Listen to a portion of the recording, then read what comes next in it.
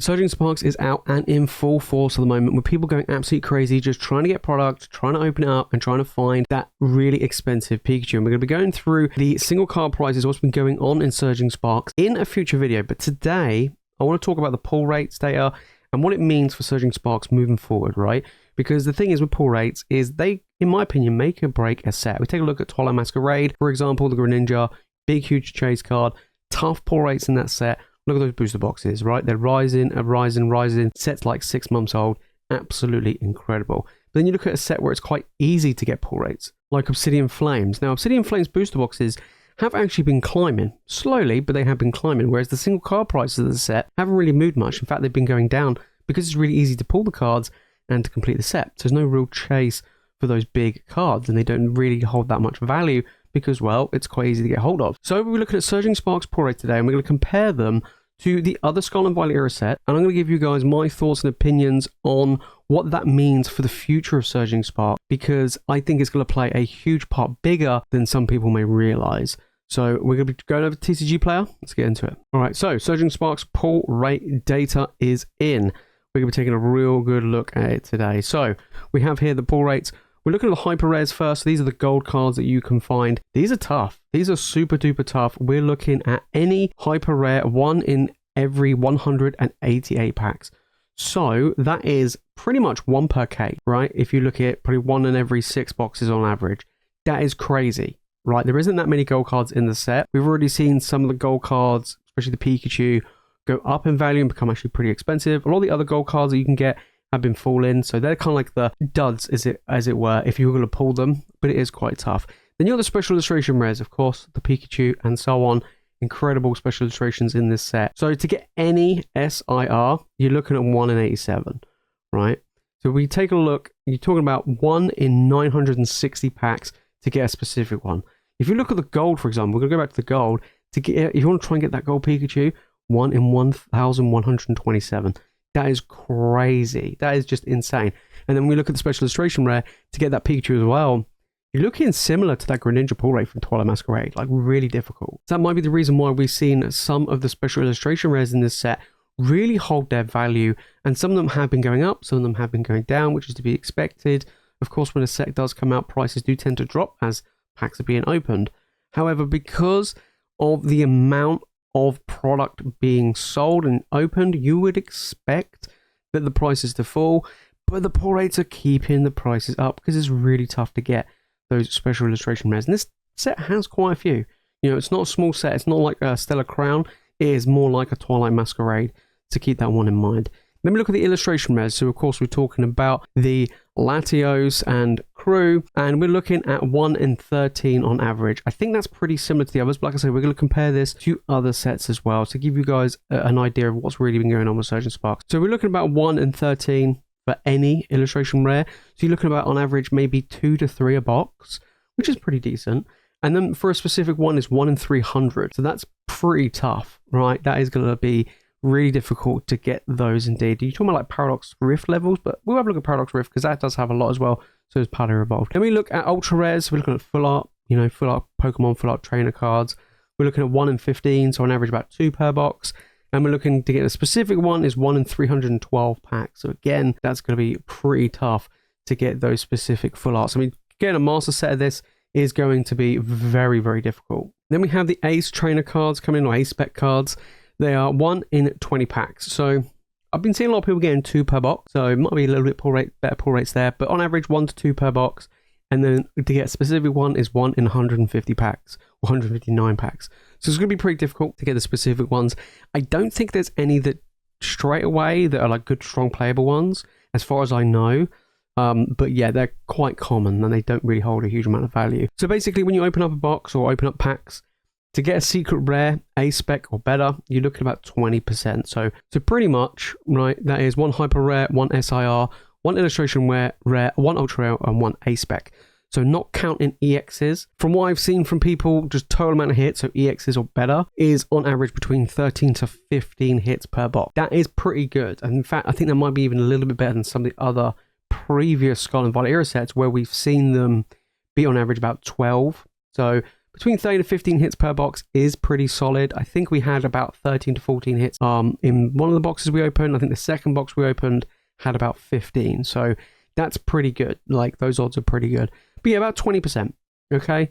So that is pretty good. But again, it's tough to get those specific ones. So here we have Stellar Crown. We have a quick look and we'll compare the two between the most recent set and Surging Sparks. So for a gold, we're looking at 1 in 137 pack, 1 in 188. So again, pretty harder in Surging Sparks. To get an SIR was 1 in 90 packs, but then to get a specific one was 540. And then in Surging Sparks is a little bit tougher to get the specific one you want, but pretty much the odds are still there for any SIR. It's about the same. Illustration 1 in 13. This is where we get super consistent with these sets. 1 in 13 and 1 in 13.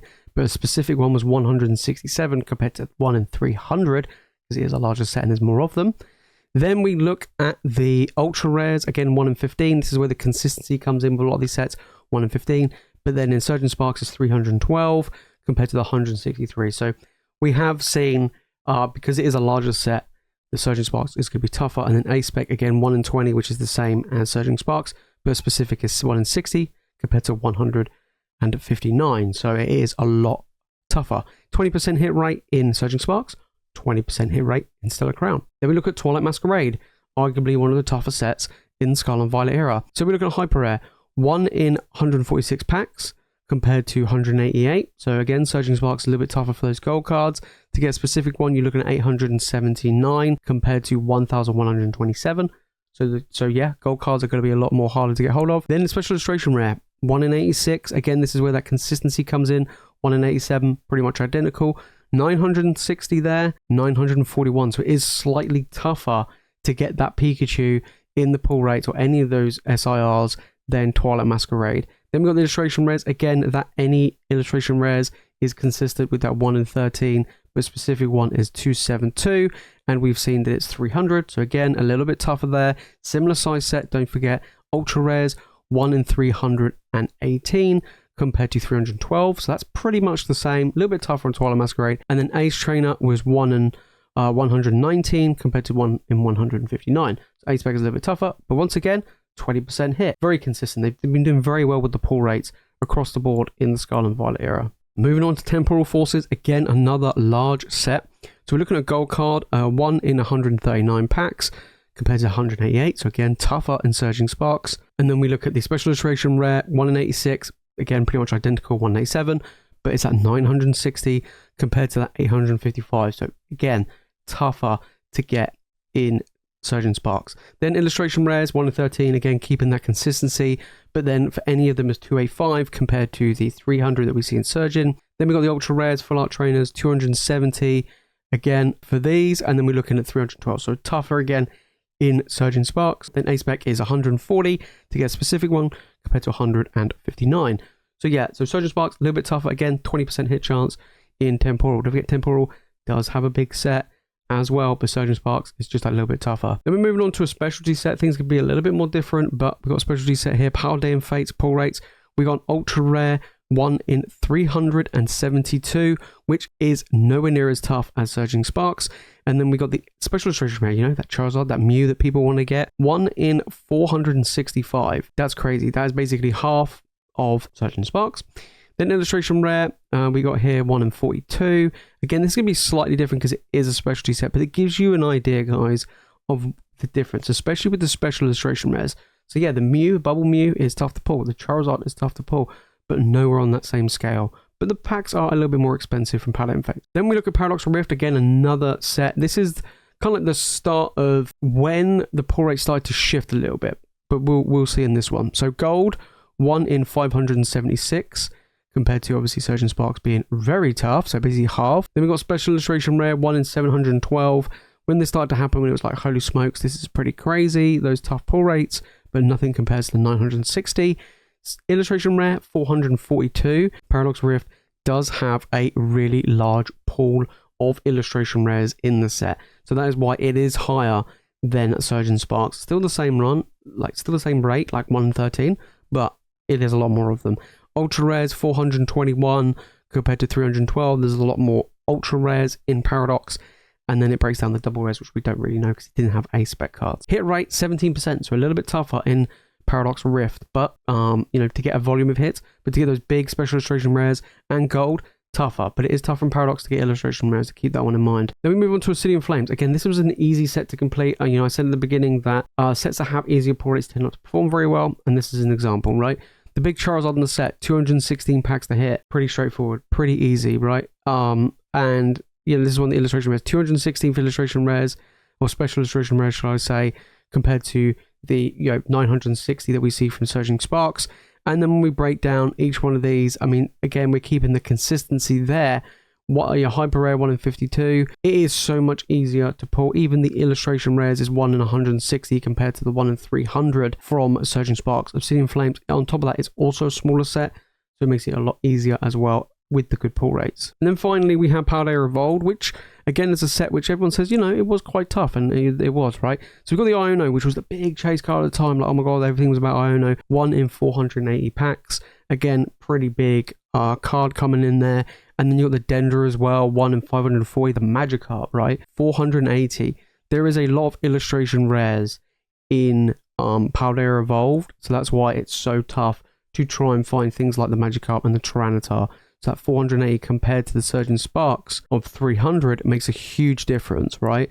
And then with gold cards, we're looking at 508 for a specific gold card there, which is less than we've seen from Surging Sparks, over 1,000. So yeah, it's interesting. Right, with Paldea Evolved back then, Paldea Evolved, Obsidian, Scarlet Violet base, they did have quite easier pull rates. Even 151 had quite easy pull rates, but the rest of these is super tough. Like when we get from that Paradox onwards, especially Temporal onwards, is when we start to see more consistency in the hit rate, but tougher pull rates across the board for those big chase cards, which is, you know, really interesting to see that is the case with the progression of Scarlet and Violet sets. So Surging Sparks is really pushing that boundary to be even tougher than Twilight Masquerade. There you have it. Those are the pull rates of the Scarlet and Violet era main sets when we're looking at Surging Sparks, right? Surging Sparks is tougher than Twilight Masquerade. That's one of the reasons why we're seeing these cards reach crazy prices, which I will get to in a future video. I wanted the dust to settle with the prices, because when a set comes out, you have like really hyped pre-order prices,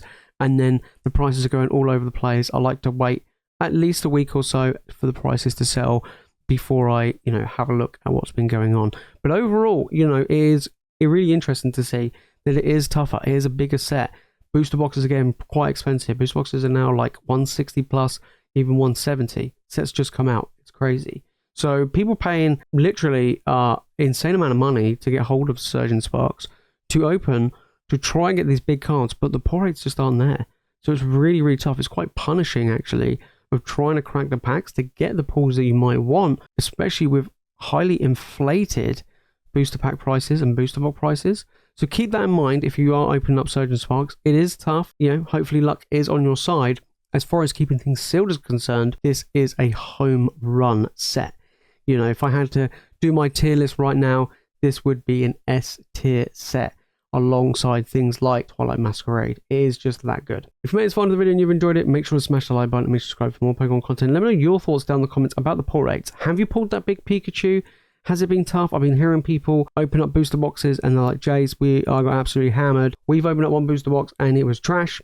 But we opened up another booster box where we pulled the Hydreigon SIR, we pulled the Latios illustration rare, and we pulled like 13 other hits in the box. It was crazy. It was such a good box. So you can get some really good hits. We haven't pulled one of the big Pikachus yet. Like we're still waiting either the gold one or obviously the SIR, but that's some really, really good cards. For me, Milotic is the favorite card in the set. I absolutely love it. That is my chase card. But that is it from me, guys, in today's video. If you want to watch more Pokemon content, make sure to click the video on the screen, and of course make sure to hit that subscribe button. But as always, thank you so much for watching. You guys are legends, and I'll see you in the next one.